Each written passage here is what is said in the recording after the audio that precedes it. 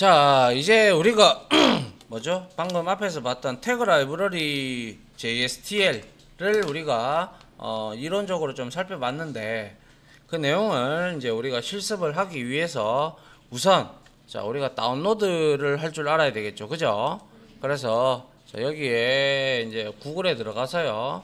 역시 아파치 홈페이지에 들어가시면 됩니다. 아파치 커먼드가 아니고요. 아파치 톰캣이라고 하세요. 그냥 자, 톰캣 해서 여기에 이제 우리가 들어갑니다. 이렇게 들어갔죠. 그죠? 아이고 잘 보이나요? 네, 여기에서 여기에 요거 있죠. 태그 라이브러리라고 요거 있어요. 요거 클릭해서 들어가세요.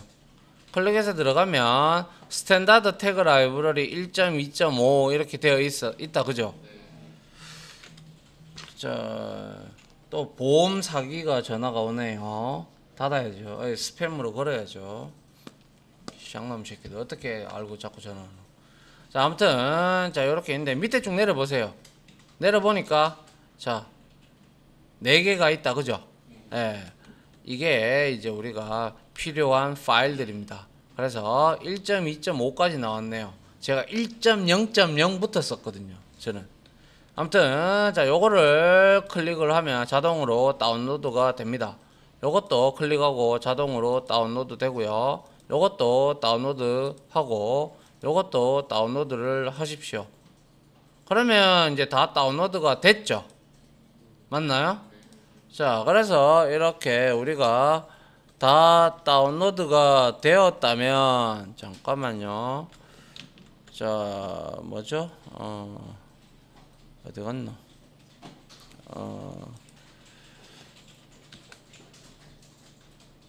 다 다운로드가 되었다면 자, 요렇게 우리가 요게 4개가 요렇게 생긴다. 그죠?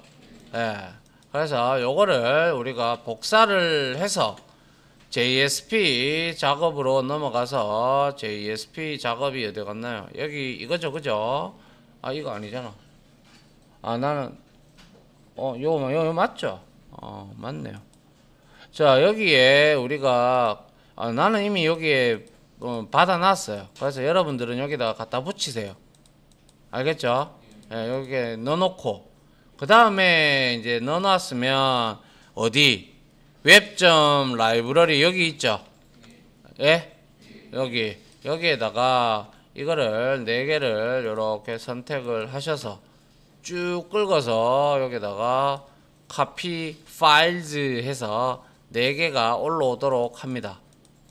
됐습니까? 예. 요렇게 됐으면 우리가 이제 뭡니까?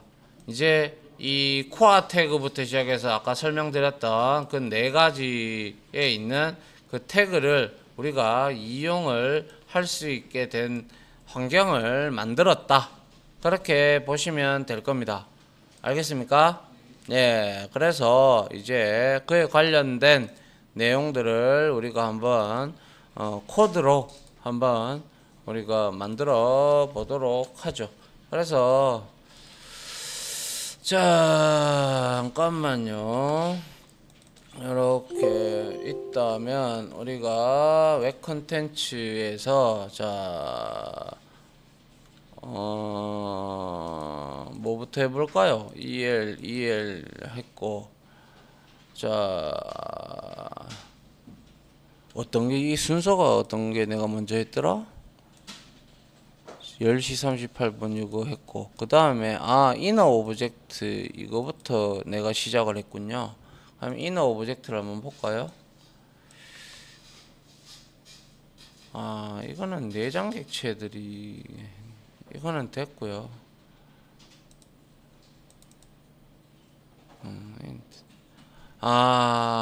이거를 내가 안 했군요. 아하. 일단 잠깐만요. 우리가 태그 라이브러리는 일단 다운받았으니까 아까 EL 표기법 중에서 우리가 내장 객체들 있잖아요. 그거를 제가 깜빡했네요. 그래서 그거를 좀 배워보고 쳐보고 나서 이제 우리가 이제 태그 라이브러리를 연습을 하도록 합시다. 알겠죠? 자, 먼저 컨트롤 N 합니다. 그리고 나서 여기에서 JSP를 만들어 주시고, 자, 이거 EL 태그의 연장입니다. EL 표기의 연장입니다. 알겠죠? 자, inner 해서 object.jsp 파일을 이렇게 하나 만들어 주는데요. 그래서 여기에 우리가 EL 내장 객체라고 이렇게 만들어 주도록 합니다. 그 다음에 여기서 간단하게 우리가 폼 태그를 이용을 해서, 자, 액션은 자, inner object 그리고 ok.jsp 파일로 보낼 거고요. 자, 메서드 방식은 그냥 get 방식으로 보내버릴 겁니다. 자, 그 다음에 뭐 여기에다가 우리가 자, p 태그를 이용을 해서 여기에다가 id 입력하라고 할 거고요. 자, input 타입으로 자, 간단하게 우리가 테스트를 한번 해보려고 해요. 그래서 type text 하고, 그리고 역시 name 속성에다가는 우리가 id를 주면 될 겁니다. 자, 이렇게 주고요. 그 다음에 BR 할 필요 없다, 그죠? 예, 여기서 컨트롤 C, 컨트롤 V 해서 자, PW 주고요. 자, 비밀번호 하면 되죠. 비밀번호 하고, 다시 여기 밑에다가 이제 submit을 하나 보내면 되겠죠. 그래서 여기다가 우리가 submit을 하나 보내고요. 여기다가 자, 로그인이라고, 밸류죠, 밸류 속성에다가 자, 아이고 이씨, 자, 밸류 속성을 이용을 해서 자, 여기다가는 자, 로그인이라고 주면 될 겁니다. 로그인 이렇게 만들고, 그 다음에 우리가 여기서 스크립트릿을 이용을 해서 어떤 걸 해볼 거냐면, 우리가 이제 각각에 대한 내장 객체, EL에 있는 내장 객체들의 속성을 한번 이제 우리가 이거죠. 한마디로 말해서 EL 내장 객체들에게 속성을 우리가 한번 지정을 해보고, 그걸 받는 범위가 어떻게 되는지 우리가 알아볼 필요가 있겠죠. 그죠? 그래서 제가 이거는 해야 될 것 같아서 이렇게 한 겁니다. 그래서 우리가 아까 내장 객체 중에서 봤던 게 어플리케이션이 있었어요. 그죠? 자, 어플리케이션 점 해서 set attribute를 합니다. 저장하는 거다. 그죠?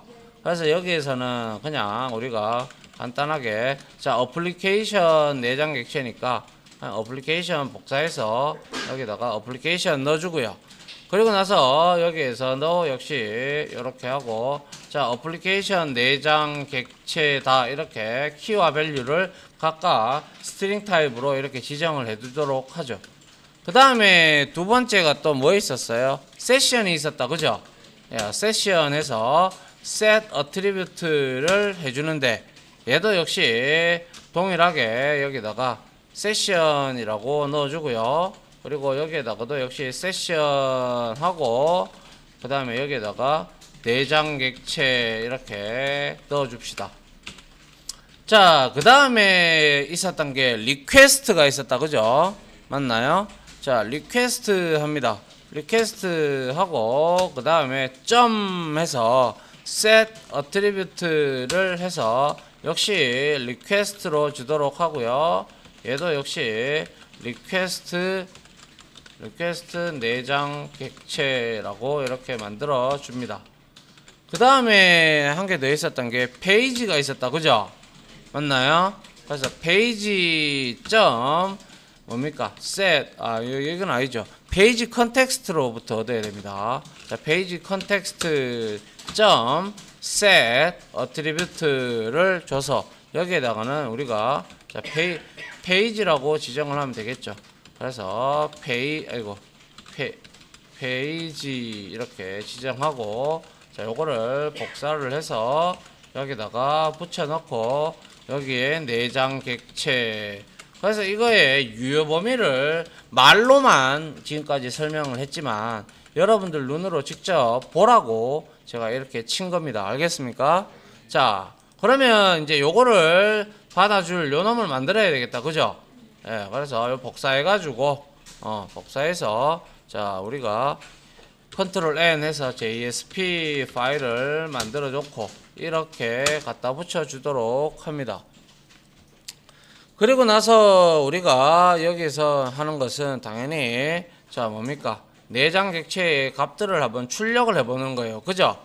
그래서 여기서 우리가 자 여기에 스크립트릿을 좀 이용을 해가지고 여기에다가 값을 한번 받아오도록 합니다. 자 리퀘스트에서 맨 먼저 해줘야 될 게 set character encoding 해서 자 UTF-8 이렇게 잡아주고요. 그 다음에 여기에다가 자 string 넘어오는 게 id하고 패스워드니까 id 이렇게 하고 자 리퀘스트 get 파라메타를 우리가 써서 여기에다가 id를 넣어주도록 합니다.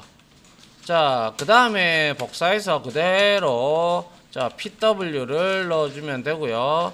역시 여기에서도 pw를 넣어주면 될 겁니다. 맞나요? 자 이렇게 우리가 당겨 왔다면 이제 자 이렇게 한번 해보죠. 자 표현식으로 한번 표기를 해보도록 합니다. 그래서 자 p 태그를 이용을 해서 id 하고 여기에다가 expression을 넣어주도록 하죠. 그래서 여기에다가 id 하고 넣어주면 되고요. 이 복사해서 이제 pw로 하나 찍어주고 자 여기에다가 역시 비밀번호라고 이렇게 찍어줍니다. 그 다음에 수평선 하나 넣죠. 그래서 수평선 HR 하나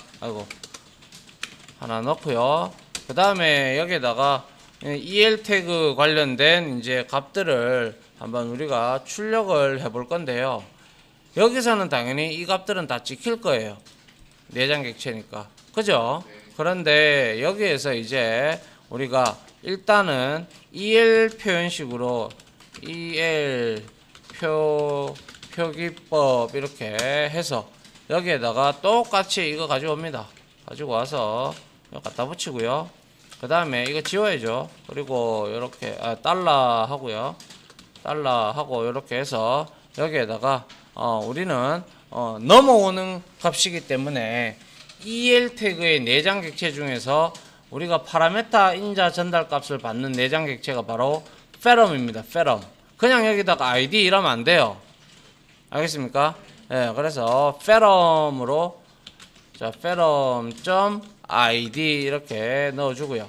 이거 그대로 복사를 하셔서 그냥 id 값 해도 될 것 같은데 테스트를 아직 안 해봐갖고 자, 여튼 자 EL 태그의 내장 객체인 뭡니까 이거는 ferrum을 이용을 해서 값을 출력을 하는 부분이고요. 자 그 다음에 다시 우리가 요거를 좀 이렇게 보기 좋게 자 수평으로 한 선을 여기에다가는 우리가 p 태그를 뺐군요. p 태그 넣어줍시다. 그래야 br 안 적어도 되지.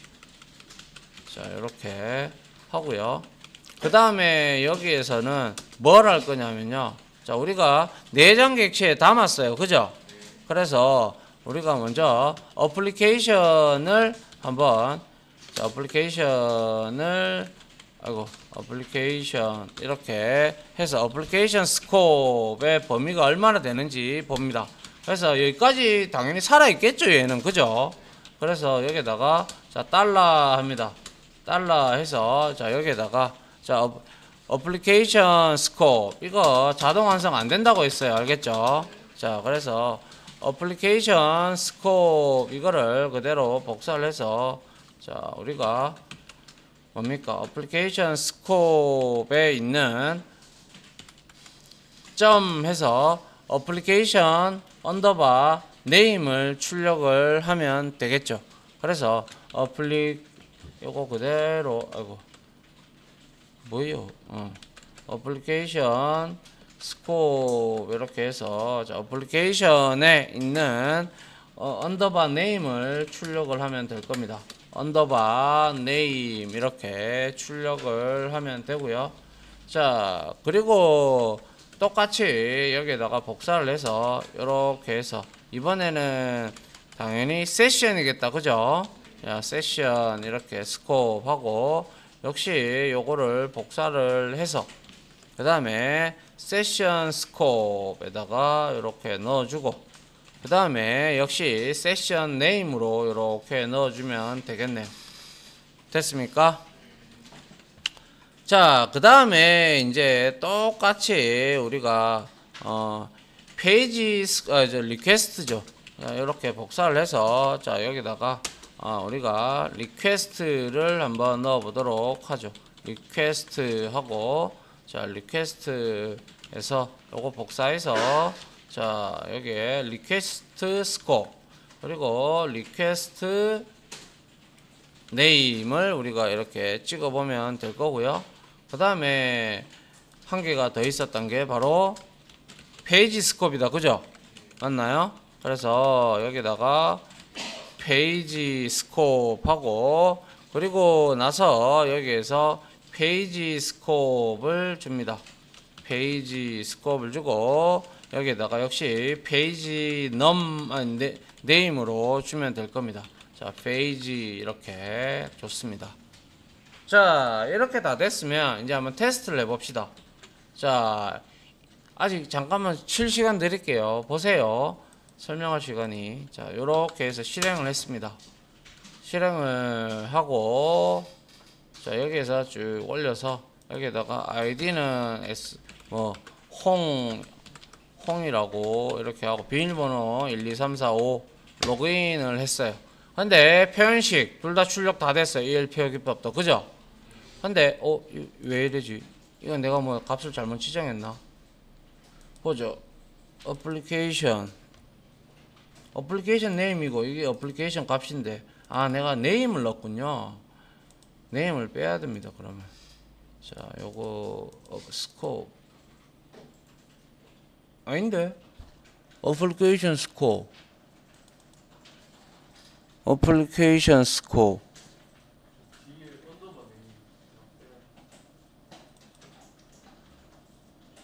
어플리케이션 네임. 내가 앞에 거에다가 이거를 내가 잘못했구나. 이게 아니고 내가 앞에다가 어떻게 지정했어? 이걸로 지정했잖아. 그냥 네임을 빼야 되네.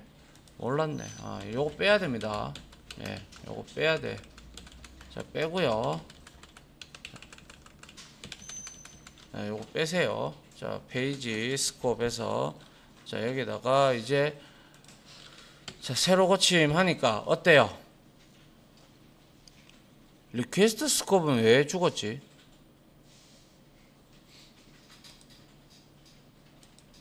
리퀘스트 페이지 스코프이 죽는 건 맞는데 리퀘스트 스코프는 왜 죽냐? 맞네요. 왜냐하면 이 리퀘스트 스코프이 죽는 이유는 여기에서 지금 요청하는 게 아니죠. 여기에서 요청하는 게 아니라 여기에서 요청을 하는 거죠. 그러면 여기에서 찍어보면 리퀘스트 스코프는 살아있어요. 페이지 스코프도 살아있고. 근데 여기에서 출발할 때 여기는 이제 리퀘스트를 받는 쪽이죠. 맞나요? 예, 그렇기 때문에 이 저장했던 출력값이 얘는 살아있고 얘도 당연히 세션이 살아있으니까 살아있고 얘 둘이는 당연히 보이지 않겠죠. 맞나요? 맞습니까? 예, 그렇게 우리가 이해를 하면 될 것 같고요. 자, 잠깐만요. 이거 페럼 이거 한번 빼봐야 되겠네. 이러면 안 나올 낀데.